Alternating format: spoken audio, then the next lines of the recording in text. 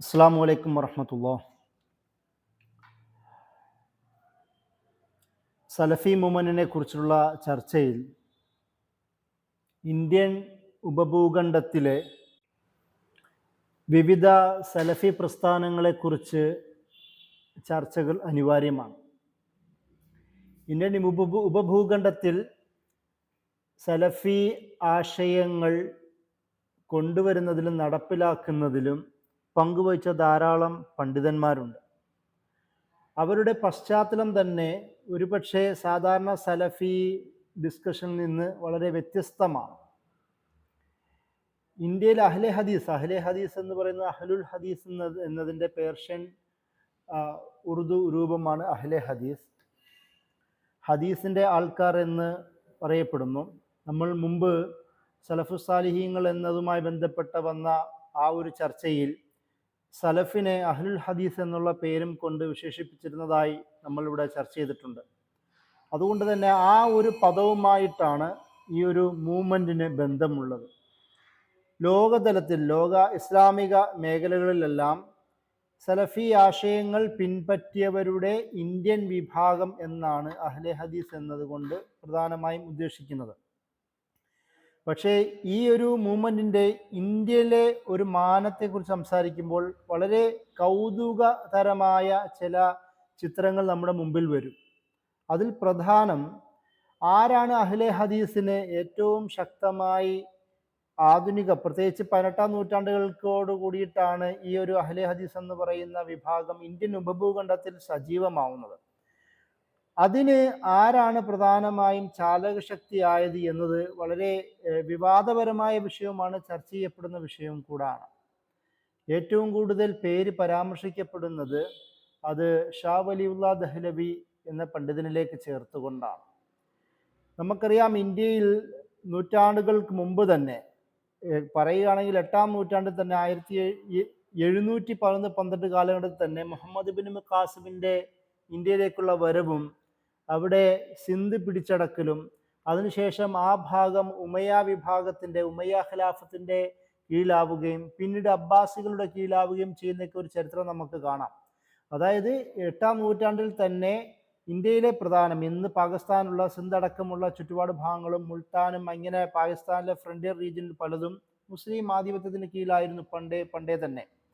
പിന്നീട് Indian sub continental ഗസ്നവിയോടെയും പിന്നെ ഗോരികൾ, പിന്നീട് അവസാനം ഡൽഹി സൽത്തനത്തിൻ്റെ ചരിത്രം, അതുപോലെ തന്നെ ഇന്ത്യയിലെ ദക്ഷിണേന്ത്യൻ ഭാഗത്തുള്ള വിവിധ സൽത്തനത്തുകളുടെ ചരിത്രം, പിന്നീട് മുഗൾമാർ വരുന്നു, ഈ ഭാഗം മുഴുവൻ 100% അവർ പിടിച്ചെടുക്കുന്നു. ഞാൻ ഈ ചരിത്രം പറയുന്നത് ഈ കാലഘട്ടത്തിലെല്ലാം നിരവധി ഹദീസ് പണ്ഡിതന്മാർ ഇന്ത്യൻ ഉപഭൂഖണ്ഡത്തിൽ വന്നിട്ടുണ്ട്.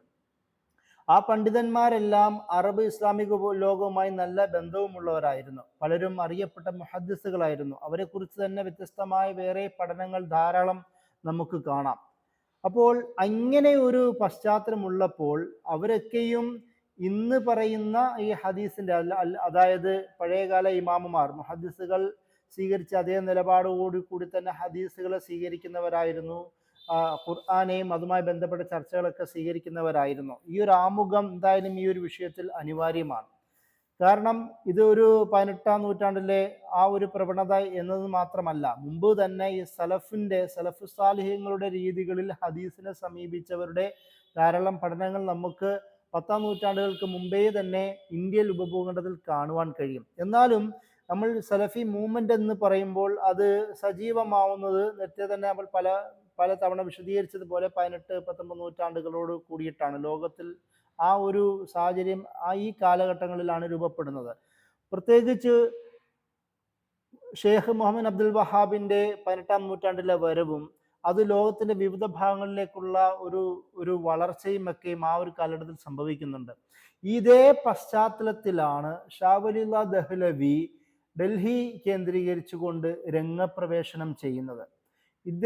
ഷാ വലിയുല്ലാ ദഹ്ലവി എന്നത് യഥാർത്ഥത്തിൽ ഒരു സാധാരണ ഒരു പണ്ഡിതൻ എന്ന നിലയിൽ നമുക്ക് അദ്ദേഹത്തിനെ കരുതുവാൻ കഴിയില്ല. 1703 ജനിക്കുകയും 1762 മരണമടയുകയും ചെയ്യുന്ന പണ്ഡിതനാണ് അദ്ദേഹം. ഈ ഒരു കാലഘട്ടം എന്ന് പറയുന്നത് മുഗൾ രാജവംശത്തിൻ്റെ തകർച്ചയുടെ പശ്ചാത്തലത്തിലാണ്. 1707 ഔറംഗസേബ് മരിക്കുന്നത്. ഔറംഗസേബിന്റെ കൊട്ടാരത്തിലെ പ്രധാന പണ്ഡിതന്മാരിൽ ഒരാളാണ് ഇദ്ദേഹത്തിന്റെ പിതാവായ ഷെയ്ഖ് അബ്ദുറഹീം.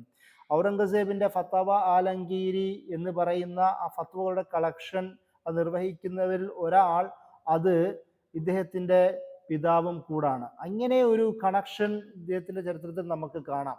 ഈ മദ്രസ റഹീമിയ എന്ന പേരിൽ ഡൽഹിയിൽ വളരെ പ്രസിദ്ധമായ മദ്രസയുടെ ഉസ്താദും കൂടായിരുന്നു ഇദ്ദേഹത്തിന്റെ പിതാവ്.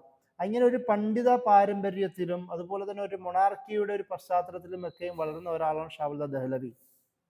പിന്നീട് അദ്ദേഹം വളർന്നു വലുതാവുകയും ഒരുപാട് അന്നത്തെ മുസ്ലിം സാമൂഹിക, രാഷ്ട്രീയ, മത, സാംസ്കാരിക മേഖലകളിലെല്ലാം നിരവധി കോൺട്രിബ്യൂഷൻ ഒക്കെയും അദ്ദേഹം നിർവഹിക്കുന്നത് കാണാം. അത് ഖുർആൻ ട്രാൻസ്ലേറ്റ് ചെയ്യാൻ പാടില്ല എന്ന് പറയുന്ന പശ്ചാത്തലത്തിൽ പേർഷ്യനിലേക്ക് ട്രാൻസ്ലേറ്റ് ചെയ്യുന്ന ഒരാളെ നമുക്ക് ഇദ്ദേഹത്തിൽ കാണാം. അതുപോലെ തന്നെ ഹദീസിന്റെ കാര്യത്തിൽ സൂക്ഷ്മത വേണം എന്ന് അദ്ദേഹം പ്രത്യേകം എടുത്ത് പറയുന്നുണ്ട്. അതായത് സാധാരണ ഹദീസുകളെ അതേപടി റിപ്പോർട്ടുകളെ അങ്ങനെ സ്വീകരിക്കുന്ന, പ്രത്യേകിച്ച് അതിലോടൊന്നും പ്രത്യേകിച്ച് പഠനങ്ങളൊന്നും ഇല്ലാതെ റിപ്പോർട്ടുകളെ അങ്ങനെ സ്വീകരിക്കുന്ന ഒരു പശ്ചാത്തലത്തിൽ ഹദീസിനെ അതിൻ്റെ മുഴുവൻ ചങ്ങലകളും ഹദീസിന്റെ പിറകിലുള്ള റിപ്പോർട്ടേഴ്സ്മാരുടെ ചരിത്രവും തന്നെ അന്വേഷിച്ചുകൊണ്ടായിട്ട് വേണം ഹദീസിനെ സ്വീകരിക്കണമെന്ന് അദ്ദേഹം അത് പറഞ്ഞ് സമർത്ഥിക്കുന്നുണ്ട്. അദ്ദേഹത്തിന്റെ അൽ ഇൻസാഫ് എന്ന് പറയുന്ന രചന ഇതിൽ ഏറ്റവും നല്ല ഉദാഹരണമാണ്. ഹദീസിനെ എങ്ങനെ സമീപിക്കണമെന്ന് അദ്ദേഹം പറയുന്നു. അതുപോലെ തന്നെ അദ്ദേഹത്തിന്റെ ഹുജ്ജത്തുൽ ബാലിഗ എന്ന് പറയുന്ന രചന ഫിഖ്ഹ് എന്ന വിഷയത്തിൽ വളരെ ഏറ്റവും കൂടുതൽ ക്ലാസിക്കായി പരിഗണിക്കപ്പെടുന്ന കിതാബാണ്. ഇന്നും ലോകത്തിന്റെ പല ഭാഗങ്ങളിൽ ഹുജ്ജത്തുൽ ബാലിഗ പഠിപ്പിക്കപ്പെടുന്നു. അതേ കിതാബിൽ തന്നെയാണ് അദ്ദേഹത്തിന്റെ പൊളിറ്റിക്കൽ ഫിലോസഫി അൽ ഇർത്തിഫാഖാത്ത് എന്ന പേരിൽ അദ്ദേഹത്തിന്റെ ഒരു പൊളിറ്റിക്കൽ ഫിലോസഫി അദ്ദേഹം സമർപ്പിക്കുന്നുണ്ട്. വ്യക്തി, കുടുംബം, നഗരം, ദേശം എന്ന് പറയുന്ന ഗ്രാജുവലായ ഒരു വളർച്ചയിലൂടെ അത് ആ ഒരു ഖിലാഫത്തിന്റെ ഒരു കൺസെപ്റ്റിലേക്ക് എത്തിച്ചേരാൻ പറ്റുമെന്ന് അദ്ദേഹം പറയുന്നുണ്ട്. ഷാവുല്ലാ ദഹ്ലവിയാണ് മൗലാന മൗദൂദിയുടെ ചിന്തയിൽ വലിയൊരളവോളം സ്വാധീനം ചെലുത്തിയത്. വ്യക്തി, കുടുംബം, സമൂഹം, ദേശം എന്ന രീതിയിൽ മൗദൂദി സാഹിബിനെ ആ ചിന്തയിൽ പ്രേരിപ്പിക്കുന്നത് ഷാവുല്ലാ ദഹ്ലവിയുടെ ചിന്തകളാണ്. ഞാനിതൊക്കെ പറയാൻ കാരണം ഈ അഹ്ലെ ഹദീസിന്റെ പണ്ഡിതന്മാർ ഷാവുല്ലാ ദഹ്ലവിയെ അവരുടെ പ്രധാന ഷെയ്ഖായി പരിഗണിക്കുന്നത് കാണാം. എന്നാൽ ഞാൻ ആദ്യം സംസാരം തുടങ്ങിയപ്പോൾ പറഞ്ഞിരുന്നല്ലോ, ഒരു കൗതുകകരമായ ഒരു പശ്ചാത്തലമുണ്ടെന്ന്. കാരണം ഷാവുല്ലാ ദഹ്ലവി നക്ഷബന്ദി ത്വരീഖത്തിന്റെ ഷെയ്ഖും കൂടായിരുന്നു. ഒരേ സമയം തന്നെ ഇന്ത്യയിലോ ലോകത്ത് തന്നെ അറിയപ്പെടുന്ന, പ്രത്യേകിച്ച് ഉസ്മാനി ഖിലാഫത്തിൽ, ഈ ഒരു ഘട്ടത്തിൽ ഉസ്മാനി ഖിലാഫത്തിന്റെ അധികാര സ്ഥലങ്ങളിൽ അവിടെ ഖാദിയായിട്ടും ഷെയ്ഖുൽ ഇസ്ലാം ആയിട്ടും ഉണ്ടായിരുന്ന നക്ഷബന്ദി ത്വരീഖത്തിലെ പണ്ഡിതന്മാരായിരുന്നു. അവർക്ക് സാധാരണ സൂഫി ത്വരീഖത്തിൽ ഉണ്ടായിരുന്ന പലതരം അനാചാരങ്ങളോടും ശക്തമായി വിയോജിപ്പുള്ള വിഭാഗമായിരുന്നു. ശരീഅത്ത് ശക്തമായി തന്നെ നടപ്പിലാക്കണമെന്ന് ആഗ്രഹിച്ച ഒരു സൂഫി വിഭാഗമാണ് നക്ഷബന്ദി വിഭാഗം. ആ നക്ഷബന്ദി ത്വരീഖത്തിന്റെ ഷെയ്ഖായിരുന്നു ഷാവുല്ലാ ദഹ്ലവി. അപ്പോൾ ഒരേ സമയം തന്നെ തസവുഫിന്റെ ഒരു ഭാഗമായി പ്രവർത്തിക്കുകയും എന്നാൽ അഹ്ലെ ഹദീസിന്റെ ആൾക്കാർ തങ്ങളുടെ ഷെയ്ഖാണെന്ന് അവകാശപ്പെടുകയും ചെയ്യുന്ന തരത്തിൽ വളരെ വ്യതിരിക്തനായ ഒരു കഥാപാത്രമായിരുന്നു, ഒരു ചരിത്ര പുരുഷനായിരുന്നു ഷാവുല്ലാ ദഹ്ലവി. അദ്ദേഹത്തിന്റെ കുടുംബം ഒരു പക്ഷേ ഇന്ന് ലോകത്തിൽ ഏറ്റവും കൂടുതൽ അറിയപ്പെടുന്ന പണ്ഡിതന്മാരുടെ ഒരു ചങ്ങല എന്ന് പോലും നമുക്ക് പറയാൻ പറ്റുന്ന കുടുംബമാണ്. ഷെയ്ഖ് മുഹമ്മദ് അബ്ദുൽ വഹാബിന്റെ കുടുംബത്തിൽ ആ ഒരു ചങ്ങല നമുക്ക് കാണാം. ആലു ഷെയ്ഖ് എന്നാണല്ലോ അത് അറിയപ്പെടുന്നത്. അതുപോലെ തന്നെ ദഹ്ലവി ആ കുടുംബം എന്നത് ധാരാളം പണ്ഡിതന്മാരെ കോൺട്രിബ്യൂട്ട് ചെയ്ത കുടുംബമാണ്. അതുകൊണ്ട് തന്നെ ഷാ അബ്ദുൽ അസീസ് മുഹഖിഖ് ദഹ്ലവി അതേ പശ്ചാത്തലത്തിൽ തന്നെ അദ്ദേഹത്തിന്റെ കുടുംബത്തിൽ തന്നെ ഉള്ള ആളാണ് ഇദ്ദേഹം. അദ്ദേഹം ഇതേപോലെ തന്നെ അഹ്ലെ ഹദീസിന്റെ പ്രധാന പണ്ഡിതനായി അവർ പരിഗണിക്കുന്നു. ഇദ്ദേഹവും ഇതേപോലെ തന്നെ ത്വരീഖത്തുമായി തന്നെ ബന്ധമുള്ള ഒരാളും കൂടെ ആയിരുന്നു. ഇദ്ദേഹത്തിന് ഒരു പക്ഷേ ചരിത്രത്തിൽ ഏറ്റവും കൂടുതൽ ശ്രദ്ധിക്കപ്പെടുന്നത് അന്ന് ബ്രിട്ടീഷുകാർ അധിനിവേശം നടത്തുന്ന ഒരു പശ്ചാത്തലത്തിൽ അവർക്കെതിരെ ഫത്വ ഇഷ്യൂ ചെയ്ത ആദ്യത്തെ പണ്ഡിതൻ എന്ന രീതിയിലാണ് ഷാ അബ്ദുൽ അസീസ് മുഹഖിഖ് ദഹ്ലവിനെ അറിയപ്പെടുന്നത്. ഹദീസ് വിജ്ഞാനീയത്തിൽ അഗ്രഗണ്യനായിരുന്നു. അതുകൊണ്ടാണ് മുഹഖിഖ് എന്നുള്ള പദം ലഭിക്കുന്നത്. എന്നാൽ അദ്ദേഹം അതിനേക്കാളും അപ്പുറം ഇന്ത്യൻ ഉപഭൂഖണ്ഡത്തിൽ ബ്രിട്ടീഷുകാർക്കെതിരെ ഫത്വ പുറപ്പെടുവിക്കുന്ന ഒരു പണ്ഡിതൻ എന്ന നിലയിൽ ഇദ്ദേഹത്തെ നമുക്ക് മനസ്സിലാക്കാൻ കഴിയും. ഇത് മനസ്സിലാക്കേണ്ടത് ഇന്ത്യൻ ഉപഭൂഖണ്ഡത്തിൽ ഒരു അധിനിവേശ ശക്തിക്കെതിരെ ഫത്വ പുറപ്പെടുവിക്കുന്ന ഒരാൾ എന്ന നിലയിലല്ല ഷാ അബ്ദുൽ അസീസ് ദഹ്ലവിയെ മനസ്സിലാക്കേണ്ടത്. കാരണം 16-ാം നൂറ്റാണ്ടിലും അതിനുശേഷവും മഖ്ദൂമികളുടെ ചരിത്രം നമ്മുടെ സ്വന്തം കേരളത്തിലുണ്ട്. പോർച്ചുഗീസ് ഡച്ചുകാർക്കെതിരെ തഹ്രീറും അതുപോലെ തന്നെ തുഹ്ഫത്തുൽ മുജാഹിദീനുമൊക്കെയും പബ്ലിഷ് ചെയ്തുകൊണ്ട് ഈ അധിനിവേശ ശക്തിക്കെതിരെ ഫത്വകൾ അതിൽ നമുക്ക് കാണാം. എന്നാൽ ഇത് നോർത്ത് ഇന്ത്യൻ ഭാഗത്തെ ചർച്ചയാണല്ലോ നമ്മൾ സംസാരിക്കുന്നത്. അവിടെ ബ്രിട്ടീഷുകാർക്കെതിരെ ഫത്വ പ്രയോഗിക്കുന്ന ആ ഒരു ഭാഗത്തെ പണ്ഡിതൻ എന്ന നിലയിൽ ഇദ്ദേഹം ഏറ്റവും കൂടുതൽ പ്രസിദ്ധനാണ്. അപ്പോൾ മറ്റൊരു വിഷയം ഈ ഫത്വയിൽ കാണുന്നത്, ബ്രിട്ടീഷുകാർ ഇവിടെ ഉള്ളത് കൊണ്ട് അവിടെ നമുക്ക് വസിക്കാൻ കഴിയില്ല, ഇത് ദാറുൽ കുഫറായി മാറുകയാണെന്നും അതുകൊണ്ട് തന്നെ ഒന്നുകിൽ ഇവിടുന്ന് ഹിജറ ചെയ്യേണ്ടതുണ്ടെന്നും അല്ലെങ്കിൽ ഒരു സ്പിരിച്വലായ മുജാഹദത്തുൻ നഫ്സിന് സ്വയം തയ്യാറെടുക്കണമെന്നും അദ്ദേഹം അത് ഫത്വ പറയുന്നുണ്ട്. മുജാഹദത്തുൻ നഫ്സ് എന്ന് പറയുമ്പോൾ ഒരേ സമയം തന്നെ ജിഹാദിനും അതേ സമയം തന്നെ സ്വന്തത്തോടുള്ള സമരവും എന്നുള്ള അർത്ഥത്തിലാണ് അത് ഉദ്ദേശിക്കുന്നത്. അപ്പോൾ പിൽക്കാല പണ്ഡിതന്മാർ, ഇദ്ദേഹത്തിൻ്റെ തന്നെ കുടുംബത്തിലുള്ള മറ്റു ചില പണ്ഡിതന്മാരും ഷാ അബ്ദുൽ അസീസ് ദഹ്ലവിയുടെ ഈ ഫത്വയെ ബ്രിട്ടീഷ് വിരുദ്ധ സമരങ്ങൾക്ക് ഒരു ആധാരമായി സ്വീകരിച്ചത് നമുക്ക് കാണാം. ഇതേ കുടുംബത്തിൽ തന്നെ ഷാ മുഹമ്മദ് ഇസാഖ് ദഹ്ലവി 1783 ജനിക്കുകയും 1846 മരിക്കുകയും ചെയ്ത ഷാ മുഹമ്മദ് ഇസാഖ് ദഹ്ലവിയും ഇതേ അഹ്ലെ ഹദീസിന്റെ ആ ഒരു പരമ്പരയിൽ എണ്ണപ്പെടുന്ന ഒരാളും കൂടാണ്. ഇദ്ദേഹവും ഹദീസ് വിജ്ഞാനീയത്തിൽ അഗ്രഗണ്യനായിരുന്നു എന്നാണ് അദ്ദേഹത്തിന്റെ ചരിത്രം നമ്മളെ പഠിപ്പിക്കുന്നത്. മറ്റൊന്ന്, ഈ ഒരു വിഷയത്തിൽ, അതായത് അഹ്ലെ ഹദീസ് എന്ന് പറയുന്ന ഒരു മൂവ്മെന്റിന്റെ ചരിത്രത്തിൽ ഒരുപക്ഷെ ഏറ്റവും കൂടുതൽ ചർച്ച ചെയ്യപ്പെടുന്ന നാമം എന്ന് പറയുന്നത് നവാബ് സിദ്ദീഖ് ഹസൻ ഖാന്റെ പേരാണ്. 1832 ജനിക്കുകയും 1889 മരിക്കുകയും ചെയ്യുന്ന ഇദ്ദേഹം 19-ാം നൂറ്റാണ്ടിൽ ജീവിച്ചിരുന്ന അഹ്ലെ ഹദീസ് മൂവ്മെന്റിന്റെ പ്രധാനികളിലും അവിടുത്തെ ഇസ്ലാഹ് ചെയ്ത, അവിടുത്തെ റിഫോം ചെയ്തവരിൽ പ്രധാനിയും എന്ന നിലയിലാണ് ഇദ്ദേഹം അറിയപ്പെടുന്നത്. ഏകദേശം 200-ൽ പരം കിതാബുകൾ എഴുതുന്നു. അതിൽ 56 അധികവും അറബി ഭാഷയിൽ തന്നെ രചിച്ചതാണ്. ഇദ്ദേഹത്തിന് അന്ന് ഭോപ്പാലിലെ ഭരണാധികാരിയായിരുന്ന ഷാജഹാൻ ബേഗം എന്ന് പറയുന്ന രാജ്ഞിയെ വിവാഹം കഴിക്കുന്നതോടുകൂടി തന്നെ അദ്ദേഹത്തിൻ്റെ ചിന്തകൾ നടപ്പിലാക്കുന്നതിലും അത് പ്രാക്ടിക്കലായി പലവിധ മേഖലയിലേക്ക് വ്യാപിപ്പിക്കുന്നതിലും ഒരുപാട് സാധ്യതകൾ തെളിഞ്ഞു വരുന്നത് നമുക്ക് കാണാം. അദ്ദേഹം അവിടുത്തെ മിനിസ്റ്ററായി മാറിയിട്ടുണ്ടായിരുന്നു. അതുപോലെ തന്നെ ഈ അധികാരത്തിൻ്റെ സ്വാധീനം ഉപയോഗിച്ചുകൊണ്ട് ധാരാളം സ്ഥാപനങ്ങളും മദ്രസകളും അദ്ദേഹം കെട്ടിയുണ്ടാക്കുന്നു. പ്രിന്റിംഗ് പ്രസ്സുകൾ കൊണ്ടുവരുന്നു. അതുപോലെ തന്നെ ഈ ഒരു വിഷയത്തിൽ സലഫ് സാലിഹ്യങ്ങളുമായി ബന്ധപ്പെട്ട വിവിധ വിഷയങ്ങളിലും അഖീദയിലും വിശ്വാസ കാര്യങ്ങളിലും ഖുർആൻ വ്യാഖ്യാനങ്ങളിലും ഹദീസ് വൈജ്ഞാനികങ്ങളിലും കിതാബ് രചിക്കുവാനും ട്രാൻസ്ലേറ്റ് ചെയ്യുവാനും ഒക്കെയും അദ്ദേഹത്തിന് സാധ്യതകൾ ലഭിക്കുന്നു. അതുപോലെ തന്നെ അദ്ദേഹം ഷെയ്ഖ് മുഹമ്മദ് യാക്കൂബ് ദഹ്ലവി അടക്കമുള്ള വിവിധ പണ്ഡിതന്മാരുടെ കീഴിൽ അദ്ദേഹത്തിന് പഠിക്കാൻ അവസരങ്ങൾ ലഭിക്കുന്നു. അതുകൊണ്ട് തന്നെയാണ് അദ്ദേഹത്തിന് ഉംദത്തുൽ മുസന്നിദീൻ വ ഖദീമു സുന്നത്ത് സയ്യിദുൽ മുർസലീൻ, അതായത് ഹദീസ് പണ്ഡിതന്മാരുടെ തന്നെ ഒരു പില്ലറായി, ഒരു നെടുന്തൂണായിരുന്നു അദ്ദേഹം എന്ന് പ്രത്യേകിച്ച് അഹ്ലെ ഹദീസ് പണ്ഡിതന്മാരുടെ രചനകളിൽ അദ്ദേഹം ഈ പേരിലാണ് അറിയപ്പെടുന്നത്. അങ്ങനെ സിദ്ദീഖ് ഹസൻ ഖാൻ അദ്ദേഹമാണ് ഈ അഹ്ലെ ഹദീസ് മൂവ്മെന്റിന് വലിയൊരു ചാലക ശക്തിയായി മാറുന്നത് ഇദ്ദേഹമാണ്.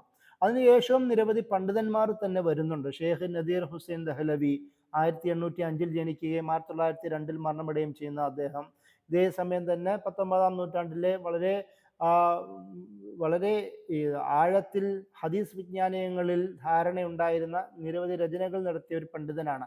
അതുകൊണ്ട് തന്നെ അദ്ദേഹത്തെ ഷെയ്ഖുൽ കുൽ, എല്ലാത്തിൻ്റെയും ഒരു ടീച്ചർ, ഉസ്താദ് എന്ന രീതിയിലാണ് അദ്ദേഹം അറിയപ്പെട്ടത്. അദ്ദേഹത്തിൻ്റെ ബാബ് ജഷാൻ ഖാൻ എന്ന് പറയുന്ന സ്ഥലത്ത് ഡൽഹിയിൽ സ്വന്തം സ്കൂൾ ഉണ്ടാക്കുകയും അവിടെ നിരവധി രചനകളും ഒരുപാട് കാലം അധ്യാപകനായി അവിടെ ജീവിക്കുകയും ചെയ്തിട്ടുണ്ട്. അതുകൊണ്ട് തന്നെ ആ ഒരു കാലഘട്ടത്തിലെ ഖുർആന്റെയും സുന്നത്തിൻ്റെയും എല്ലാ അധ്യാപകരുടെയും ഒരു ഉസ്താദ് എന്ന രീതിയിൽ ഇദ്ദേഹത്തിന് പേര് ലഭിച്ചിട്ടുണ്ട്. പിന്നെ മറ്റൊരു പ്രധാനപ്പെട്ട പ്രത്യേകത, ലോകത്തിൻ്റെ വിവിധ ഭാഗങ്ങളിലുള്ള ആൾക്കാർ ഇദ്ദേഹത്തിൻ്റെ ശിഷ്യന്മാരായി മാറി എന്നതും കൂടാണ്. അത് ഹിജാസ്, ഈജിപ്റ്റ്, ഹിജാസ് എന്ന് പറഞ്ഞാൽ മക്ക, മദീന അടക്കമുള്ള ഭാഗങ്ങളിൽ നിന്നും, അതുപോലെ തന്നെ Egypt, Yemen, Balkh, Bukhara, Samarkand, Najd അടക്കമുള്ള വിവിധ ഭാഗങ്ങളെല്ലാം ഇദ്ദേഹത്തിൻ്റെ അനുയായികളായി ശിഷ്യന്മാരായി വന്നിരുന്നു എന്ന് ചരിത്രം രേഖപ്പെടുത്തുന്നുണ്ട്. മിഅയാറുൽ ഹഖ്, വാഖിഅത്തുൽ ഫതാവ, ദഫാത്തുൽ വൽവ, സുബൂത്തുൽ ഹഖുൽ ഹഖീഖ് എന്നൊക്കെ അറിയപ്പെടുന്ന നിരവധി രചനകൾ, അത് ഉറുദു, പേർഷ്യൻ, അറബിക് ഭാഷകളിലെല്ലാം ഇദ്ദേഹത്തിൻ്റെ രചനകൾ നമുക്ക് കാണാം.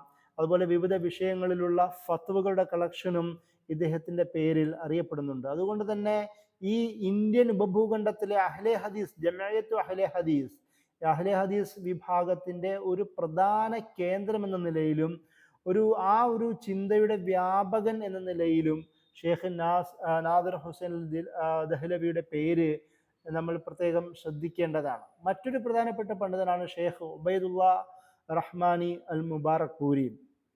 1909 ജനിച്ച് 1994 ഒരു 20 വർഷം മുമ്പ് മരണപ്പെട്ടെന്ന അദ്ദേഹം. ഇദ്ദേഹവും ഇതുപോലെ തന്നെ സംഘടനയുടെ തന്നെ പ്രധാനപ്പെട്ട നേതാവായിരുന്നു. അതുപോലെ തന്നെ പേഴ്സണൽ ലോയുടെ വൈസ് പ്രസിഡന്റായി മാറിയിരുന്നു. അതുപോലെ തന്നെ നോർത്ത് ഇന്ത്യയിലെ പല ഭാഗങ്ങളിലും അദ്ദേഹത്തിൻ്റെതായ സ്ഥാപനങ്ങളുടെ നേതൃത്വമുണ്ട്. ഒരുപാട് ശിഷ്യന്മാർ അദ്ദേഹത്തിൻ്റെ കീഴിൽ വന്നിരുന്നു. അതുപോലെ തന്നെ നിരവധി രചനകൾ ഇദ്ദേഹം എഴുതിയിട്ടുണ്ട്. മിഷ്കാത്തുൽ മസാബി അടക്കമുള്ള വളരെ പ്രമുഖമായ കിതാബുകൾ ഇദ്ദേഹത്തിൻ്റെ പേരിലുണ്ട്. ഹുക്കുമു തമീൻ ഫിൽ ഇസ്ലാം, താരിഖുൽ മൻവാൽ, ഫവായിലുൽ സിയാം വൽ അഹ്കാം എന്നൊക്കെ നിരവധി രചനകളും ഇദ്ദേഹത്തിൻ്റെ പേരിലുണ്ട്. അതുപോലെ തന്നെ അദ്ദേഹത്തിൻ്റെ ലേഖനങ്ങൾ നിരവധി മാഗസിൻസും പത്രങ്ങളിലും നിരവധി പബ്ലിഷും ചെയ്യപ്പെട്ടിട്ടുണ്ട്. ഞാൻ ഈ പേര് പറയുന്നത് വേറെയും ധാരാളം പണ്ഡിതന്മാരുണ്ടെങ്കിൽ പോലും ഈ പേര് പരാമർശിക്കപ്പെട്ടവർ അഹ്ലെ ഹദീസ് എന്ന് പറയുന്ന വിഭാഗത്തിൻ്റെ പ്രധാന ആൾക്കാരും കൂടാണ്. എന്താണ് അഹ്ലെ ഹദീസ് എന്ന് നമ്മൾ നേരത്തെ വിശദീകരിച്ചതുപോലെ അത് സലഫികൾ എന്ന് വിശദീകരിക്കുന്നവരുടെ ഹദീസിൻ്റെ ഒരു ഫോക്കസ് നമുക്ക് കാണാം.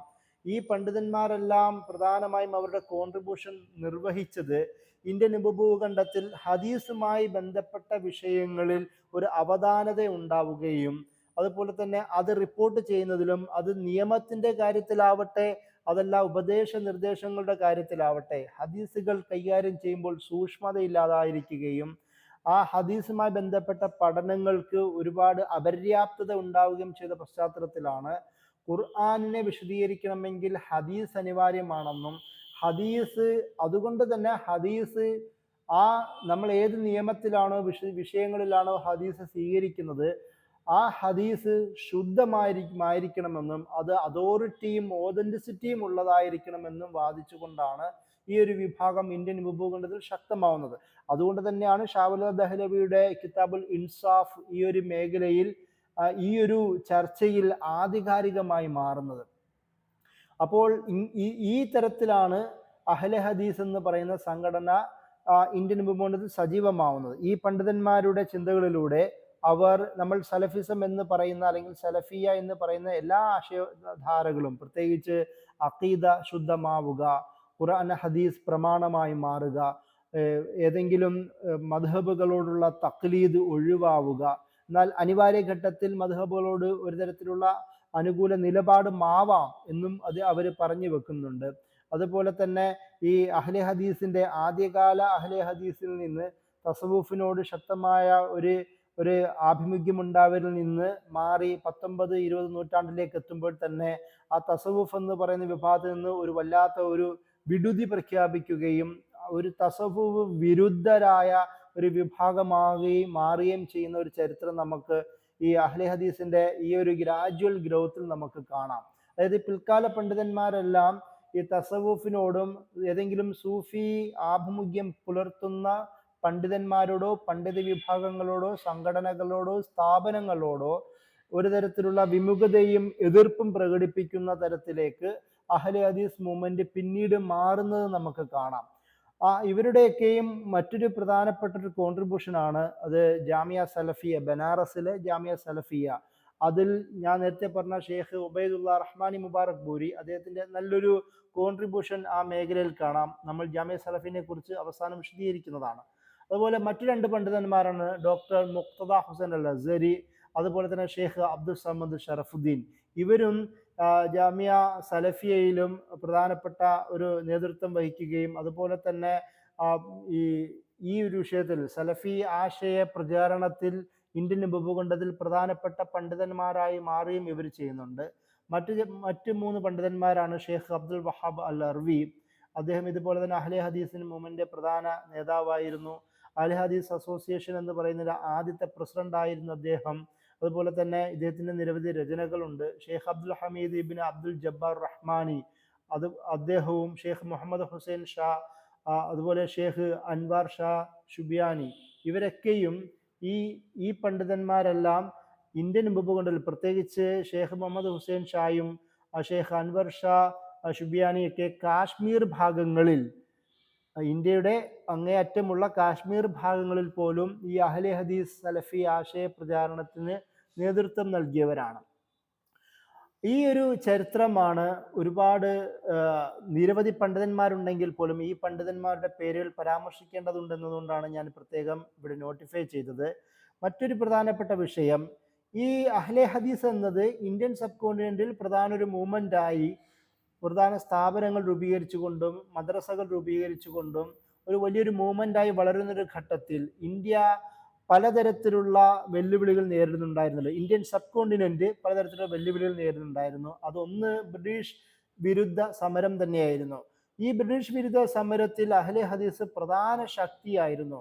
ഈ ബ്രിട്ടീഷ് വിരുദ്ധ സമരങ്ങളിൽ അവർ പ്രധാനമായും പങ്കുകൊണ്ടിട്ടുണ്ട്. നമുക്കതിന് തള്ളിക്കളയാൻ കഴിയില്ല. 1857 അതുപോലെ തന്നെ അതുമായി ബന്ധപ്പെട്ട പല നോർത്ത് ഇന്ത്യൻ സംഭവിച്ച പലതര പോരാട്ടങ്ങളിലും ഈ പണ്ഡിതന്മാർ പങ്കുകൊണ്ടതും നമുക്ക് കാണാം. അതുകൊണ്ട് തന്നെ ഒരു ആന്റി കൊളോണിയൽ പെർസ്പെക്റ്റീവ് അവരത് വളർത്തിയെടുത്തിരുന്നു. കാരണം നമുക്കറിയാവുന്നതുപോലെ ഒരു മുസ്ലിമിനെ സംബന്ധിച്ചിടത്തോളം ദേശത്തിൻ്റെ സംരക്ഷണം ഒരു പ്രധാന വിശ്വാസത്തിൻ്റെ ഭാഗമായും കരുതുന്നത് കൊണ്ടും, അതുപോലെ തന്നെ നിലനിൽക്കുന്ന ഭാഗങ്ങളിൽ സേഫ്റ്റിയും സെക്യൂരിറ്റിയും ഉറപ്പുവരുത്തുന്നത് അതൊരു വിശ്വാസത്തിൻ്റെ ഭാഗമായി കാണുന്നത് കൊണ്ടും ആ ഭാഗങ്ങളിലുള്ള ശത്രുക്കൾക്കെതിരെ പോരാടുക എന്നത് അതൊരു ഷഹാദത്തിൻ്റെ വഴിയായി സ്വയം കരുതുന്നതാണ്. കാരണം ധാരാളം ഷഹാദത്തിനെ കുറിച്ചും ഷഹീദിൻ്റെ പുണ്യങ്ങളെക്കുറിച്ചും ഹദീസുകൾ ഉള്ളത് കൊണ്ട് തന്നെ ആ ഹദീസിൻ്റെ ഒരു പ്രാബല്യം ഈ ഒരു ആൻറ്റി കൊളോണിയൽ സ്ട്രഗിളിലൂടെയാണ് എന്നവർ സ്വയം കരുതുന്നുണ്ട്. അത് ഇന്ത്യയിലും അഹ്ലെ ഹദീസ് മൂവ്മെൻറ്റ് ആ ഒരു ആശയത്തിൽ പെരുമാറുന്നത് നമുക്ക് കാണാം. അതുകൊണ്ട് തന്നെ മർദ്ദക നിലപാടുകളോടും അതുപോലെ തന്നെ അനീതിക്കെതിരെ പോരാടുകയും തങ്ങളുടെ കയ്യിലുള്ള വിജ്ഞാനം ഉപയോഗിച്ചുകൊണ്ട് അത് തിരിച്ച് ഒരു റെസിസ്റ്റൻസ് നടപ്പിലാക്കുകയും ചെയ്യുക, പ്രതിരോധം നടപ്പിലാക്കുകയും ചെയ്യുക എന്ന് പറയുന്നൊരു കാഴ്ചപ്പാടാണ് അഹ്ലെ ഹദീസ് ഈ ഒരു വിഷയത്തിൽ സ്വീകരിച്ചത്. അതിൽ ഏറ്റവും പ്രധാനപ്പെട്ട പണ്ഡിതന്മാരിൽ ഒരാളാണ് ഷാ ഇസ്മായിൽ ദഹ്ലവി. ഷാ ഇസ്മായിൽ ദഹ്ലവി എന്ന് പറയുന്നത് ഷാവർദ ദഹ്ലവിയുടെ പേരക്കുട്ടിയാണ്. 1779 ജനിച്ച് 1831 ഷഹീദാവുന്ന, രക്തസാക്ഷിയാവുന്ന ആളാണ് ഷാ ഇസ്മായിൽ ദഹ്ലവി. ഇദ്ദേഹവും ഹദീസ് വിജ്ഞാനങ്ങളിൽ അഗാധ പണ്ഡിതനായിരുന്നു.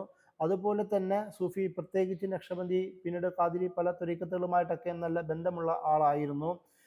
ഈ അഹ്ലുസുന്നത്ത് വൽ ജമാഅത്തിന്റെ ഒരു ആശയം തന്നെ പ്രഖ്യാപിച്ച അദ്ദേഹത്തിന്റെ തഖ്വിയത്തുൽ ഈമാൻ എന്നോ അല്ലെങ്കിൽ കിതാബ് തൗഹീദ് എന്നോ പേരിൽ അറിയപ്പെടുന്ന ഒരു രചനയാണ് തഖ്വിയത്തുൽ ഈമാൻ.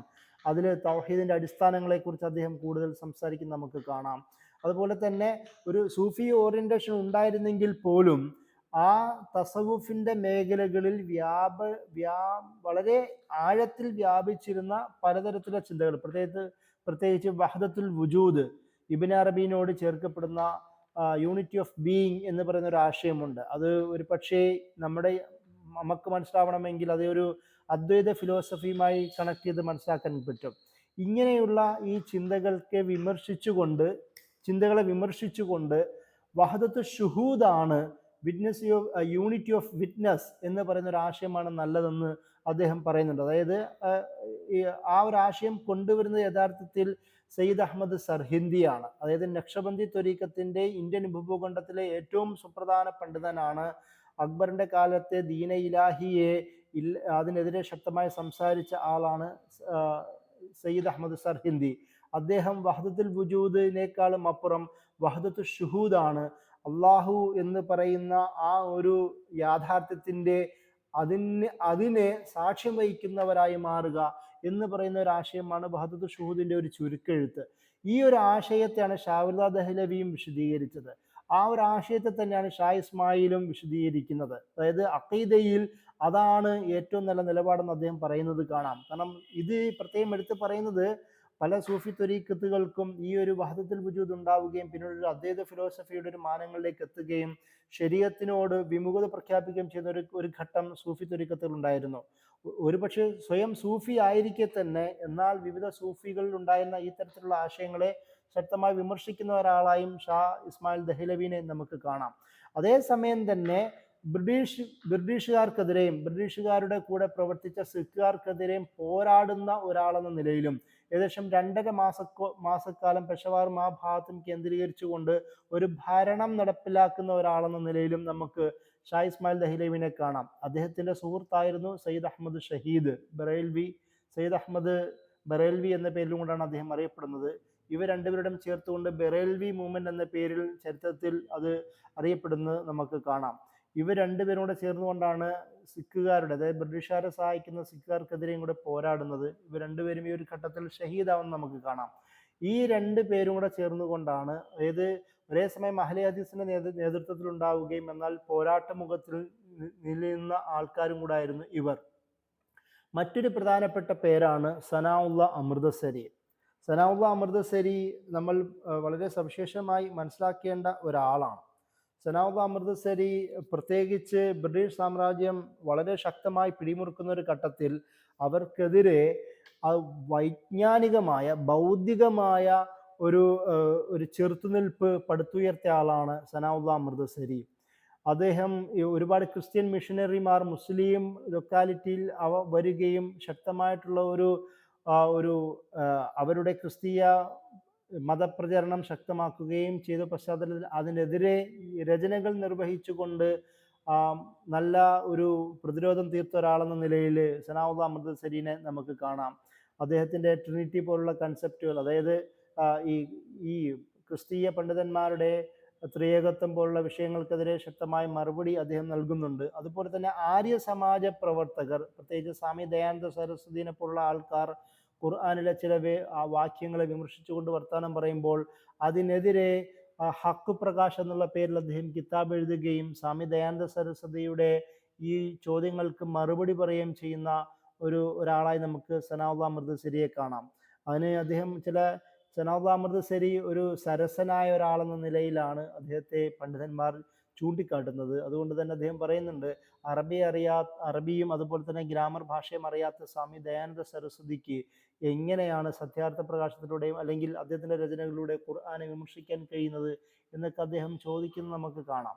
അതുപോലെ തന്നെ മറ്റൊരു ആര്യ സമാജത്തിൻ്റെ ഒരു പണ്ഡിതനും ഇസ്ലാമിനെതിരെ ശക്തമായ രംഗീല റസൂൽ, അതായത് നബി സല്ലല്ലാഹു അലൈഹി വസല്ലമയുടെ വ്യക്തിത്വത്തെ തേജോവധം ചെയ്യുന്ന തരത്തിൽ കിതാബ് എഴുതിയപ്പോൾ അതിനെതിരെ മുഹദ്ദിസ് റസൂൽ, ദ ഹോളി മെസ്സഞ്ചർ എന്ന പേരിൽ കിതാബ് എഴുതുന്ന ഒരു സനാഉള്ള അമൃതസരി ചരിത്രത്തിൽ നമുക്ക് കാണാം. ഇത് ഒരേ സമയം ക്രിസ്തീയ പണ്ഡിതന്മാർക്കെതിരെ കിതാബ് എഴുതുക എന്ന് പറയുന്നത് അതൊരു പക്ഷേ അന്നത്തെ ഘട്ടത്തിൽ ഒരു ആന്റി കൊളോണിയൽ സ്ട്രഗിളും കൂടാണ്. നമ്മൾ പ്രത്യേകം മനസ്സിലാക്കണം. കാരണം ക്രിസ്തീയ പണ്ഡിതന്മാർ ബ്രിട്ടീഷ് സാമ്രാജ്യത്തിന്റെ സഹായത്തോട് കൂടിയിട്ടാണ് ഇന്ത്യയിലെങ്ങും, പ്രത്യേകിച്ച് ലോകത്തെങ്ങും അധികാരത്തിന്റെ കൊളോണിയലിസത്തിന്റെ സഹായത്തോട് കൂടിയിട്ടാണല്ലോ ഒരു ക്രിസ്തീയ മതപ്രചരണം ലോകത്ത് സജീവമായത്. അത് ഇന്ത്യയിലും കാണാം. അപ്പോൾ അതുകൊണ്ട് തന്നെ ഈ ഒരു മേഖലയിൽ ഒരു ആന്റി കൊളോണിയൽ സ്ട്രഗിളും കൂടെ ആയിരുന്നു അദ്ദേഹം അത് ചെയ്തിരുന്നത്. മറ്റൊന്ന് മിർസ ഗുലാം അഹമ്മദ് ഖാദിയാനിസം ശക്തമാകുന്ന പശ്ചാത്തലത്തിൽ ബ്രിട്ടീഷുകാർ ഇയാളെ സജീവമായി ഉപയോഗപ്പെടുത്തുകയും മുസ്ലിങ്ങൾക്കിടയിൽ വളരെ ബ്രിട്ടീഷ് വിരുദ്ധമായി ശക്തമായിട്ടുണ്ടായിരുന്ന ജിഹാദി വികാരത്തെ ഊതിക്കെടുത്തുവാൻ ബ്രിട്ടീഷുകാർ മിർസ ഗുലാം അഹമ്മദ് ഖാദിയാനിനെ ഉപയോഗിക്കുന്നുണ്ട്. അയാൾ മുസ്ലിങ്ങൾക്കിടയിൽ അത് പറഞ്ഞു, ജിഹാദ് എന്ന് പറയുന്നത് ബ്രിട്ടീഷുകാർക്കെതിരെ ചെയ്യാൻ പാടില്ല, അത് ഹറാമാണ് എന്നൊക്കെ രീതിയിലുള്ള ഫത്വകളും മതവിധികളൊക്കെയും ഞാൻ പ്രവാചകനാണ് എന്ന പേരിൽ അദ്ദേഹം വാദിക്കാൻ തുടങ്ങി.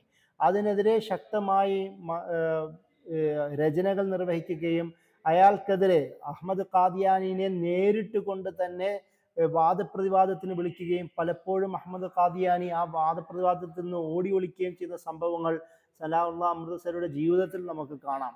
വളരെ രസകരമായ ഒരുപാട് സംഭവങ്ങളുണ്ട്. അതായത് സനാഉള്ള അമൃതസരിയുടെ ഈ ശക്തമായ ക്രിട്ടിക്ക് കാരണം നിന്നെ പടച്ചവൻ ഉടനെ തന്നെ ഇല്ലാതാക്കും എന്ന രീതിയിലുള്ള ഒരു പ്രവചനം നടത്തുകയും എന്നാൽ സനാഉള്ള അമൃതസരിക്ക് മുമ്പ് തന്നെ മിർസ ഗുലാം അഹമ്മദ് ഖാദിയാനി മാനസിക വിഭ്രാന്തി നേരിട്ട് കൊണ്ട് മരണമടയുകയും ചെയ്യുന്ന ചില സംഭവങ്ങളൊക്കെ ഉണ്ട്. അപ്പോൾ അത് പ്രത്യേകം എടുത്തു പറഞ്ഞുകൊണ്ട് സനാഉള്ള അമൃതസരിയുടെ ഒരു കറാമത്തായി ചില പണ്ഡിതന്മാർ ചൂണ്ടിക്കാണുന്നത് നമുക്ക് കാണാം. വളരെ രസകരമായ ചില അനുഭവങ്ങൾ അദ്ദേഹത്തിൻ്റെ ജീവിതത്തിലുണ്ട്. അതുപോലെ തന്നെ ഇന്ത്യൻ ഫ്രീഡം മൂവ്മെന്റിന്റെ ഒരു പ്രധാന വക്താവായും ഇദ്ദേഹം മാറുന്നുണ്ട്. അതായത് ബ്രിട്ടീഷ് ആർമിക്കെതിരെ ഫത്വകൾ നൽകിക്കൊണ്ട് അദ്ദേഹം ആവുന്നതോടുകൂടി അദ്ദേഹം ജയിലാവുന്നുണ്ട്. അതുപോലും അദ്ദേഹത്തിൻ്റെ ചരിത്രത്തിലുണ്ട്. ഞാൻ നേരത്തെ പറഞ്ഞല്ലോ, അദ്ദേഹത്തിൻ്റെ പ്രധാന രചന തഖാബുൽ സലാസ, ഏത് തൗറാത്ത്, ഇഞ്ചീൽ, ഖുറാൻ എന്ന് പറയുന്ന അതിനെക്കുറിച്ചുള്ള ഒരു കമ്പാരിസൺ ഇദ്ദേഹത്തിൻ്റെ പ്രധാന ഒരു പഠനമാണ്. തൗഹീദ് സെൽസീസ് ഔ റാഹ നജാത്ത്, അതായത് ഈ monotheism, trinity and path of salvation എന്ന് പറയുന്നത് ഈ ഒരു കൺസെപ്റ്റ് ഉണ്ടല്ലോ, അതിനെതിരെയും അദ്ദേഹം ആ ഒരു വിഷയത്തിലും അദ്ദേഹം രചന നിർവഹിക്കുന്നുണ്ട്. ഇങ്ങനെ ഇന്ത്യൻ സബ് കോണ്ടിനെന്റിൽ ബ്രിട്ടീഷ് വിരുദ്ധ സമരങ്ങൾക്ക് നേതൃത്വം കൊടുക്കുകയും ഫത്വ നൽകുകയും അതിൻ്റെ പേരിൽ ജയിലാവുകയും ചെയ്യുന്ന ഇതേ മനുഷ്യൻ തന്നെ എന്നാൽ മറ്റൊരു വളരെ വ്യതിരിക്തമായ ഒരു കാഴ്ചപ്പാടിൻ്റെ ആളും കൂടാണ്. ഉസ്മാനി ഖിലാഫത്തിൻ്റെ കാര്യത്തിൽ വളരെ വ്യത്യസ്തമായ ഒരു നിലപാട് അദ്ദേഹത്തിനുണ്ടായിരുന്നു. കാരണം ഈ സാധാരണ ഫിഖ്ഹിൽ അല്ല ഇമ്മത്തു മിൻ ഖുറൈഷ് എന്ന് പറയുന്ന ഒരു ഹദീസ് നമുക്ക് കാണാം. അതായത് നേതൃത്വം അത് ഖുറൈഷിൽ നിന്നാവണം എന്ന് പറയുന്ന ഒരു കാഴ്ചപ്പാട്. ആ ഒരു കാഴ്ചപ്പാട് വെച്ചുകൊണ്ട് ഉസ്മാനികൾ എന്ന് പറയുന്നത് തുർക്കുകളാണെന്നും തുർക്കുകൾ അറബികൾ പോലുമല്ല, അതുകൊണ്ട് തന്നെ അവരൊരിക്കലും ഖുറൈശികളാവുകയില്ലല്ലോ, അതുകൊണ്ട് ഇവരുടെ ഒരു ലെജിറ്റിമസി, റിലീജിയസ് ലെജിറ്റിമസി, ഒരു മതപരമായ നിയമസാധുതയെ തള്ളിക്കളയുന്ന സനാഉല്ലാ അമൃത്സരിയുടെ വരികൾ നമുക്ക് കാണാം. അദ്ദേഹം പറയുന്നുണ്ട്, ഒരിക്കലും ഖുറൈശികളിൽ നിന്നല്ല എന്നതുകൊണ്ട് തന്നെ അവരുടെ ഖിലാഫത്ത് ഒരിക്കലും നിയമസാധുത ഉള്ളതല്ല. അതുകൊണ്ട് തന്നെ നമ്മൾ ഖിലാഫത്തിന് വേണ്ടി യുദ്ധം ചെയ്യുക എന്നതിനേക്കാളും അപ്പുറം ഇവിടെയുള്ള ഇന്ത്യൻ ഭൂമിയെ രക്ഷിക്കാൻ വേണ്ടിയിട്ട് ആ പോരാടുകയാണ് വേണ്ടത്, അല്ലാതെ അങ്ങ് കിടക്കുന്ന ഉസ്മാനിയ ഖിലാഫത്തിന് വേണ്ടി യുദ്ധം ചെയ്യുകയല്ല വേണ്ടത് എന്നൊക്കെ രീതിയിലുള്ള ഒരു കാഴ്ചപ്പാട് ഇദ്ദേഹം പറയുന്നുണ്ട്. ഈ സനാഉല്ലാ അമൃത്സരി അതുകൊണ്ട് തന്നെ പിന്നീട് വന്ന ഒരുപാട് പണ്ഡിതന്മാരുടെ കാഴ്ചപ്പാടിൽ നല്ല സ്വാധീനം തേടുന്നതായും നമുക്ക് കാണാം. ഒരേ സമയം തന്നെ അദ്ദേഹം ബ്രിട്ടീഷ് വിരുദ്ധ കാഴ്ചപ്പാട് സ്വീകരിക്കുമ്പോൾ തന്നെയും എന്നാൽ ഈ ഒരു വിഷയത്തിൽ അത് ഉസ്മാനി ഖിലാഫത്തിന്റെ നിയമസാധുതയെ ചോദ്യം ചെയ്യുന്നത് നമുക്ക് കാണാം. മറ്റൊരാളാണ് മൗലാന അബുൽ കലാം ആസാദ്. ഒരുപക്ഷെ ഇന്ത്യൻ ചരിത്രത്തിൽ ഇതുവരെ നമ്മൾ പരാമർശിച്ച ഇന്ത്യൻ ഉപഭൂഖണ്ഡമാണ്, അതായത് പാകിസ്ഥാൻ, ബംഗ്ലാദേശ്, ശ്രീലങ്ക അടക്കമുള്ള വിശാലമായ ഒരു ലോകത്തെക്കുറിച്ചിട്ടാണ് ഇതുവരെ നമ്മൾ പരാമർശിച്ചത്. പിന്നീട് ഇന്ത്യ എന്ന് പറയുന്ന ആ ഒരു രാജ്യത്തെ ഇന്ത്യൻ സബ് കോണ്ടിനെന്റിലും ഇന്ത്യ രാജ്യത്തിലും ഒരുപക്ഷെ ഈ ഒരു വിഷയത്തിൽ വളരെ എടുത്തറിയപ്പെടുന്ന ഒരു പേരാണ് മൗലാന അബുൽ കലാം ആസാദ്. അദ്ദേഹത്തിൻ്റെ ആദ്യകാല ചിന്തകളിൽ ഈ ഷെയ്ഖുൽ ഇസ്ലാം ഇബ്നു തൈമിയയുടെ നല്ല സ്വാധീനമുണ്ട്, ജമാലുദ്ദീൻ അഫ്ഗാനിയുടെയും മുഹമ്മദ് അബ്ദുവിൻ്റെയും സ്വാധീനമുണ്ട്. അതുപോലെ തന്നെ നമ്മൾ മനസ്സിലാക്കേണ്ട ഒരു വ്യക്തിത്വമാണ് അബുൽ കലാം ആസാദ്. അദ്ദേഹത്തിന് രണ്ട് ഘട്ടങ്ങളുണ്ട്. ഒന്ന് ഇമാമുൽ ഹിന്ദ് എന്ന് അദ്ദേഹം തന്നെ സ്വയം രൂപീകരിച്ച ഒരു സംവിധാനം ഉണ്ടായിരുന്നു, അവിടെ ഒരു സലഫി ഓറിയന്റേഷൻ ആയിരുന്നു ഉണ്ടായിരുന്നത്. പിന്നീട് ഈ ഖിലാഫത്ത് മൂവ്മെന്റ് സജീവമാവുകയും അതിനുശേഷം നാഷണൽ സ്ട്രഗിളിൽ പ്രധാന വ്യക്തിയാവുന്നതോടുകൂടി തന്നെ അദ്ദേഹം ആ ഒരു ഓറിയന്റേഷൻ മാറുകയും ഒരു നാഷണലിസ്റ്റ് മുസ്ലിം എന്ന രീതിയിലേക്ക് ആ ഒരു പൊസിഷനിലേക്ക് അദ്ദേഹം മാറുകയും ചെയ്യുന്നത് കാണാം. ഇബ്നു തൈമിയ, ഇബ്നു ഖം ജൗസി അടക്കമുള്ള ആൾക്കാരെയൊക്കെയും അദ്ദേഹത്തിന്റെ പ്രധാനപ്പെട്ട ഇൻസ്പിറേഷൻ ആയിരുന്നു, പിൽക്കാലത്തും അദ്ദേഹത്തിനുണ്ട്. ഒരേ സമയം തന്നെ നാഷണലിസ്റ്റായി മാറുന്ന ഒരു സലഫി എന്ന രീതിയിൽ നമുക്ക് അദ്ദേഹത്തെ കാണാം. ജമാൽ മലിക്കിന്റെ ടുവാർഡ്സ് ഹിസ്റ്റോറൈസേഷൻ ആണ് ഇന്ത്യൻ നാഷണലിസ്റ്റ് സലഫിക്ക് the case of Abul Kalam Azad എന്ന് പറയുന്ന ഒരു പഠനമുണ്ട്. അതിൽ ഒരേ സമയം നാഷണലിസ്റ്റായ എന്നാൽ അതേസമയം തന്നെ വ്യക്തി കാര്യങ്ങളിൽ സലഫിയായ ഒരു പണ്ഡിതൻ എന്ന നിലയിൽ അബുൽ കലാം ആസാദിനെ കുറിച്ചുള്ള ഒരു ആഴത്തിലുള്ള പഠനമാണ് ജമാൽ മലിക്കിന്റെ ഈ ഒരു പേപ്പറിൽ നമുക്ക് കാണാൻ കഴിയുന്നത്. അതുപോലെ തന്നെ മറ്റൊരു പ്രധാനപ്പെട്ട പ്രത്യേകത ഞാൻ നേരത്തെ പറഞ്ഞല്ലോ, അഹ്ലെ ഹദീസിന്റെ ഒരു പ്രധാന വിഷയങ്ങളിലൊന്ന് അത് ഈ ഒരു സൂപ്പർ സ്ട്രേറ്റ് എന്ന് പറയുന്ന ഒരു കൺസെപ്റ്റ് ഉസ്മാനികളിലെ ആ ഒരു നിലപാടിനെ, ഒരു മുഴുവൻ ലോകത്തെയും ഒരു ഖിലാഫത്ത് എന്ന് പറയുന്ന ഒരു വാദത്തെ ഇവർ പലരും എതിർത്ത് നമുക്ക് കാണാം. ഒരു പക്ഷേ അത് സൗദി അറേബ്യയിൽ നിന്നുണ്ടായിരുന്ന പല പണ്ഡിതന്മാരുടെയും കാഴ്ചപ്പാടുകൾ ഈ ഇന്ത്യയിലെ ഈ ഒരു അഹ്ലെ ഹദീസ് പണ്ഡിതന്മാരിലും സ്വാധീനം തേടിയിട്ടുണ്ടാവാം. നേരത്തെ പറഞ്ഞതുപോലെ ഖുറൈശി നേതൃത്വത്തിൽ നിന്നാവണം ഖിലാഫത്ത് ഉണ്ടാവേണ്ടത് എന്ന് പറയുന്ന വാദം ഇവരും ഈ ഒരു വിഷയത്തിൽ സ്വീകരിച്ചത് നമുക്ക് കാണാം. അതുകൊണ്ട് തന്നെ ആ ഒരു ഉസ്മാനികളോടുള്ള ഒരു ആഭിമുഖ്യം ഇവർ കാണിക്കാറില്ല. പകരം ഖിലാഫത്ത് മൂവ്മെന്റ് എന്നത് ഇന്ത്യയുടെ സമരത്തിന് വേണ്ടി നമുക്ക് ഉപയോഗിക്കാം, അത് ഖിലാഫത്തിന് വേണ്ടി എന്നതിനേക്കാളും അപ്പുറം ഇന്ത്യയിലുള്ള ബ്രിട്ടീഷ് അധിനിവേശത്തിൽ നിന്നുള്ള ലിബറേഷന് വേണ്ടി നമുക്ക് ആ ഒരു സമരത്തെ ഉപയോഗിക്കാം എന്ന രീതിയിലായിരുന്നു അവർ പറഞ്ഞിരുന്നത്. എന്നാലും ഈ അഹ്ലെ ഹദീസിൽ തന്നെ ആൾക്കാർ ഇതിൽ തന്നെ വ്യത്യസ്തമായ അഭിപ്രായമുള്ളവരുണ്ടായിരുന്നു. അവർ ഒരു സെൻട്രൽ അതോറിറ്റി എന്ന നിലയിൽ ഉസ്മാനി ഖിലാഫത്തിനെ സ്വീകരിച്ച പണ്ഡിതന്മാരുണ്ട്. അത് ഒരു തരത്തിൽ മുസ്ലിങ്ങൾക്കിടയിൽ ഒരു യൂണിറ്റി, ഒരു ഐക്യബോധം ഉണ്ടാക്കുകയെന്നും ഈ ചിത്രത ഇല്ലാതാക്കുവാനും ഒരു സെൻട്രൽ യൂണിറ്റി കഴിയുന്നു എന്നതുകൊണ്ട് ഇവരുടെ ഉസ്മാനികളുടെ അവരുടെ ഒരു റിലീജിയസ് ലെജിറ്റിമസിയെ അംഗീകരിക്കാം എന്ന് പറയുന്ന ഒരു വിഭാഗവും ഈ അഹ്ലെ ഹദീസ് പണ്ഡിതന്മാർക്കിടയിൽ തന്നെയുണ്ട്. അതായത് അത് ഷെയ്ഖ് മുഹമ്മദ് അബ്ദുൽ വഹാബിന്റെ കാഴ്ചപ്പാടും കൂടെ ആയിരുന്നല്ലോ. ഒരേ സമയം അവരുടെ ഒരു മതപരമായ വിഷയങ്ങളിൽ, പ്രത്യേകിച്ച് സൂഫി ഷിയാക്കളോടുള്ള ഉസ്മാനികളുടെ ഒരു ചായ്വിനെ ശക്തമായി വിമർശിക്കുകയും എന്നാൽ ഒരു പൊളിറ്റിക്കൽ അതോറിറ്റി എന്ന നിലയിൽ ഉസ്മാനികളെ അംഗീകരിക്കുകയും ചെയ്യുന്ന ഒരു നിലപാടായിരുന്നല്ലോ ഷെയ്ഖ് മുഹമ്മദ് അബ്ദുൽ വഹാബ് ഉണ്ടായിരുന്നത്. അതേ ഒരു നിലപാട് നമുക്ക് ഇവിടെയും കാണുവാൻ പറ്റും. അതുകൊണ്ട് തന്നെ ഒരു വല്ലാത്തൊരു ശത്രുതയോ അല്ലെങ്കിൽ ഒരു നിരുപാധികമായ ഒരു അനുസരണ വിധേയത്വമോ ഈ രണ്ട് നിലപാടുമില്ലാതെ ഒരു പൊളിറ്റിക്കൽ ഓറിയന്റേഷൻ എന്ന നിലയിൽ ഉസ്മാനികളെ അംഗീകരിക്കുന്ന നിലപാടാണ് പൊതുവെ ഇവർക്കുണ്ടായിരുന്നത്. ഇതിൻ്റെ കൂടെ നമ്മൾ അഹ്ലെ ഹദീസിനെ കുറിച്ച് സംസാരിക്കുമ്പോൾ ഇന്ത്യയിലെ പ്രധാനപ്പെട്ട രണ്ട് വിഭാഗമാണല്ലോ ദെയ്യൂബന്ദി പണ്ഡിതന്മാരും അതുപോലെ തന്നെ നദ്വത്തുൽ ഉലമയിലെ ആ ഒരു പണ്ഡിതന്മാരും എന്നത്. അവരോടുള്ള ഇവരുടെ ഒരു കാഴ്ചപ്പാടും കൂടി നമ്മളൊന്ന് അവലോകനം ചെയ്യേണ്ടതുണ്ട്. പൊതുവെ ഈ സലഫ് സാലിഹ്യങ്ങളുടെ മാർഗം വളരെ കർക്കശമായി പിൻപറ്റുക എന്നാണല്ലോ അഹ്ലെ ഹദീസ് പറയുക. അതുകൊണ്ട് തന്നെ ഏതെങ്കിലും ഒരു മദ്ഹബിനോട് പിൻപറ്റുന്നതോ അതുപോലെ തന്നെ ഏതെങ്കിലും ഒരു സൂഫി ഓർഡറിനോട് അനുകൂലമായ നിലപാട് സ്വീകരിക്കുന്നതൊന്നും അവർ ഒരു അനുകൂല നിലപാട് അതിനോട് കാണിച്ചിരുന്നില്ല. അതുകൊണ്ട് തന്നെ ഈ ദയൂബന്ദി പണ്ഡിതന്മാർ ഒരു ഹനഫി ഓറിയന്റേഷൻ ഇപ്പോഴും കൊണ്ടു നടക്കുന്നവരാണ്.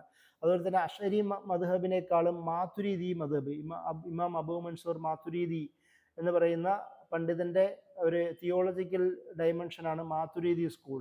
അതിനെ പിൻപറ്റുക, അതുപോലെ തന്നെ നക്ഷബന്ദി, ഖാദിരി, ചിശ്തി, സുഹ്റവർദി അടക്കമുള്ള പണ്ഡിതന്മാരോട് ചേർന്ന് നിൽക്കുക, അതിനോട് ഒരു അനുകൂല നിലപാട് സ്വീകരിക്കുന്നതൊക്കെയും ദയൂബന്ദി പണ്ഡിത വിഭാഗങ്ങൾക്കിടയിൽ പ്രത്യക്ഷമായി കാണാൻ കഴിയുന്നതാണ്. അതുകൊണ്ട് തന്നെ ഈ ഒരു വിഷയത്തിൽ ശക്തമായ വിമർശനം ദയൂബന്ദികളോട് അവർ നടത്തുന്നുണ്ട്. അതേസമയം തന്നെ ദയൂബന്ദി പണ്ഡിതന്മാരുടെ അവരുടെ പ്രത്യേകിച്ച് അബുൽ ഖാസിം നാനൂത്തവി, അബ്ദുൾ റഷീദ് ഗംഗോഹി അടക്കമുള്ള വലിയ പണ്ഡിതന്മാരുടെ ഈ ഇസ്ലാമിക വിജ്ഞാനങ്ങളിലുള്ള പ്രത്യേകിച്ച് ഹദീസിലുള്ള കോൺട്രിബ്യൂഷനെ അഹ്ലെ ഹദീസ് പണ്ഡിതന്മാർ അംഗീകരിക്കുകയും ചെയ്യുന്നത് നമുക്ക് കാണാം.